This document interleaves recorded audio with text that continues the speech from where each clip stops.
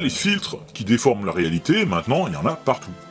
Alors, comment ça fonctionne techniquement ?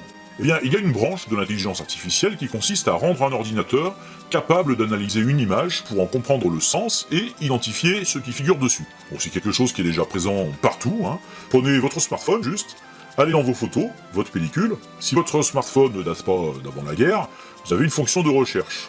Donc tapez par exemple « animal », vous allez être bluffé. Vous allez voir que votre smartphone, il aura été capable de vous isoler dans toutes vos photos celles qui contiennent un animal. Et l'animal, ça peut être un papillon, un agneau, un poulpe, un poisson, une tortue. Or, c'est pas vous qui lui avez dit au moment où vous avez pris la photo « Tiens, ça, tu vois, c'est un papillon, donc c'est un animal ». Tout ça, ça s'est fait à votre insu. Bon, alors, c'est bien pratique, hein, mais en même temps, vous commencez à voir toute la puissance du truc, et à imaginer toutes les utilisations qui pourraient en découler. Donc là aussi, il va falloir de l'éthique, hein, derrière des technos comme celle-là, et accessoirement, il va pas falloir laisser traîner ces photos n'importe où. Bon, ça, c'est vous qui voyez. Et donc, pour nos filtres sur les visages, c'est un peu le même principe, c'est de l'Active Shape Model. Vous avez des algorithmes qui ont été entraînés à repérer les principaux points qu'on doit retrouver dans les traits d'un visage. Alors, pour ça, on leur a soumis un très grand nombre de photos, et quelqu'un a pointé à chaque fois les principaux points du nez, des lèvres, des yeux, etc. Ce qui fait que l'algorithme, il connaît des modèles de forme qu'il s'attend à retrouver quand on va lui présenter l'image d'un visage. Il sait identifier les zones de l'image où il y a des différences de contraste, donc il scrute ces zones-là en essayant d'y repérer la forme qu'il attend, et quand il la repère, il ajuste les positions pour bien prendre exactement la forme du visage qu'on lui présente, parce qu'évidemment, la géométrie du visage n'est pas la même selon que vous ayez un grand nez, un petit nez, une grande bouche, des yeux plus écartés ou plus rapprochés que la moyenne.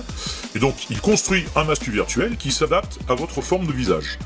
Et à partir de là, tout est permis, parce que pour appliquer un filtre, il suffit de reporter sur votre masque des effets qu'on a en réserve sur des modèles de masques génériques, avec des déformations ou des accessoires genre oreilles, museau. Donc vous reportez sur votre masque ce que vous avez dans les modèles, et comme le masque est plaqué sur le visage, l'appli sait à quel endroit de l'image il faut faire les retouches ou mettre les accessoires. Ce qui est franchement stylé de ouf, hein. Comme on dispose de processeurs puissants dans les smartphones, ce traitement qu'on vient de voir sur une image, le logiciel a moyen de le refaire très vite sur une autre image, d'enchaîner encore sur une autre, et donc de traiter de la vidéo en live, puisque c'est juste une succession d'images qui s'enchaînent. Bon, des fois il y a des ratés, mais globalement si, ça fonctionne bien. Oui, alors bien sûr quand ça déconne, hein, c'est l'occasion de se raconter que l'appli a réussi à capter qu'il y a un fantôme, hein, tout ça. Les amateurs de mytho-tout-mité en matière.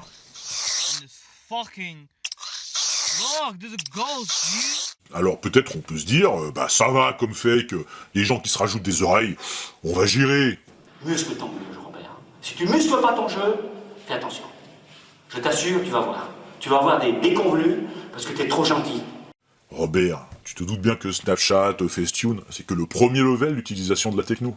How about this? Simply, President Trump is a total and complete dipshit. Now, you see, I would never say these things.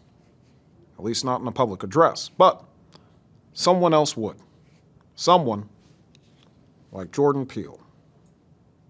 This is a dangerous time. Moving forward, we need to be more vigilant with what we trust from the internet.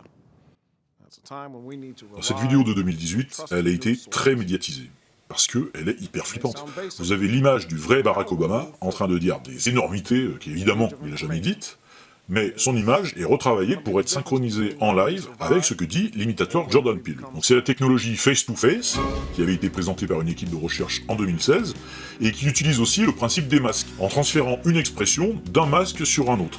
Vous avez une vidéo cible, et un comédien qui parle et qui est filmé face caméra avec une capture en temps réel de son visage et un masque 3D. L'idée est de détecter sur les déformations de ce masque les expressions de son visage et de les faire rejouer au masque détecté sur la vidéo cible.